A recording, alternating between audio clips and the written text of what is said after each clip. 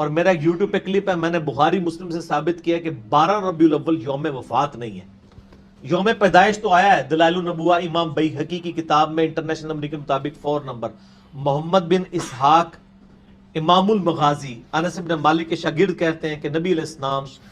12 ربیع الاول کو پیر کے دن بالکل صبح کے وقت عام الفیل یعنی ہاتھیوں والے سال، جس سال ابرہ ہلاک ہوا تھا، آپ پیدا ہوئے۔ وفات بخاری مسلم سے میں نے ثابت کیا ہے کہ نبی علیہ السلام کی منڈے کو ہوئی ہے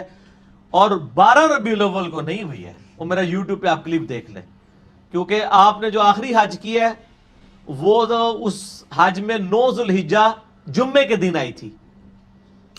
اور وفات آپ کی ہوئی ہے پیر کے دن۔ یہ دونوں حدیثیں بخاری مسلم میں، تو 9 ذوالحجہ سے لے کے ربیع الاول کے مہینے تک بیچ کے تینوں مہینے 30 کے رکھ لیں، 2 29 1 30 یا 2 30 1 29 یا تینوں 29 کے رکھ لیں، 12 ربیع الاول کو منڈے آتی نہیں ہے۔ ایسا نہ ہونی انجینئرنگ یہ پڑھا لکھا بندہ کر سکتا ہے۔ اور میری یہ تحقیق جب لوگوں تک پہنچی ہے نا تو سارے لوگوں کو پریشانیاں لگی۔ زبیر عزیز صاحب نے تو اپنی کتاب سے ہی وہ نکال کے نام لکھ دیا، نبی علیہ السلام ربیع الاول کے مہینے میں منڈے کے دن فوت ہوئے، 12 ربیع الاول نکال ہی دیا۔ یہ اس زمانے کی بات ہے جب میں بریلوی تھا، میں نے یہ تحقیق چھاپی تھی۔ ہمارا ریسرچ نمبر 12 ہے sunnatpak.com پہ آپ دیکھ سکتے ہیں۔ میں نے اس میں پورے،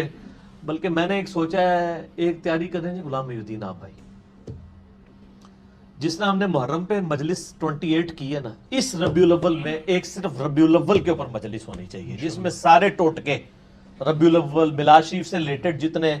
اس میں چھوٹے چھوٹے عقیدے حیات النبی یہ ساری چیزیں نا ایک انٹلیکچوئل ترتیب سے لوگوں سے نا واٹس ایپ پہ نا فیڈ بیک لیں، تو ہم ایک اسپیشل مجلس ربیع الاول کے اوپر کریں انشاءاللہ تعالی۔ اس میں یہ ساری باتیں میں ایک جگہ کور کر دوں گا، جیسے محرم کی ایک جگہ کور کر دی۔ ویسے تو کلپ آپ لکھیں تو